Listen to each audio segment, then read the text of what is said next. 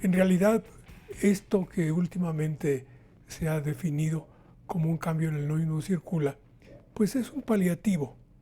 Es como un enfermo que tiene fiebre y darle aspirinas. Seguramente baja la fiebre, pero no se resuelve el problema. El pasado 14 de marzo se activó la fase 1 de contingencia ambiental que desde el 2002 no se manifestaba en la Ciudad de México. El aumento de diversos contaminantes provocó que la calidad del aire se viera afectada y en consecuencia las actividades cotidianas de la población. Pero, ¿cómo se mide la calidad del oxígeno y nitrógeno que respiramos? ¿Cuáles son los principales factores que generan contingencia ambiental y cómo atacarlos? La calidad del aire se mide a través de un conjunto de contaminantes que se llaman contaminantes criterio. Estos son 6, son los óxidos de nitrógeno, el monóxido de carbono, los dióxidos de azufre, el ozono, las partículas y el plomo. Por una parte tenemos que la calidad del aire en una región depende de dos factores. Uno son las emisiones y otro son las condiciones meteorológicas. Hay otro componente también que deriva principalmente de los hidrocarburos, es decir, aquí en áreas donde hay muchos motores, tanto circulando como fijos, hay también pues, escapes y derivados de subproductos de la quema de esos hidrocarburos, y esos hidrocarburos pues, propician algo que se llama compuestos orgánicos volátiles, que pueden haber hasta 600 tipos de este tipo de componentes. Tenemos fuentes puntuales, fuentes de área y fuentes móviles. Ya vimos los vehículos, son fuentes móviles.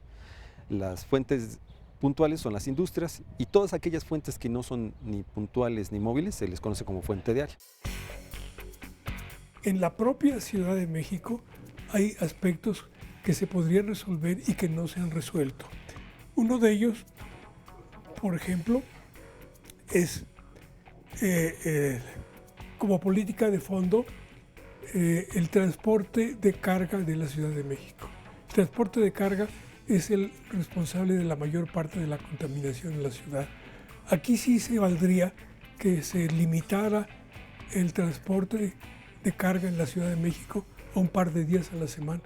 Ahí sí se justificaría por completo. Luego, el problema del transporte público. El transporte público, que no es suficiente, el metro desgraciadamente por la extensión de la ciudad y su configuración especial, se ha realizado a base de pequeños autobuses, los microbuses, que son muy viejos, contaminan mucho. El problema de fondo es controlar la emisión de las industrias a través de recursos tecnológicos, controlar los transportes de carga dentro de la ciudad y limitar su uso al mínimo, y luego cambiar los microbuses por autobuses grandes y detener el desarrollo urbano con grandes edificios que están contribuyendo con más automóviles cada día. Entonces no es un problema económico, es un problema de falta de decisión política.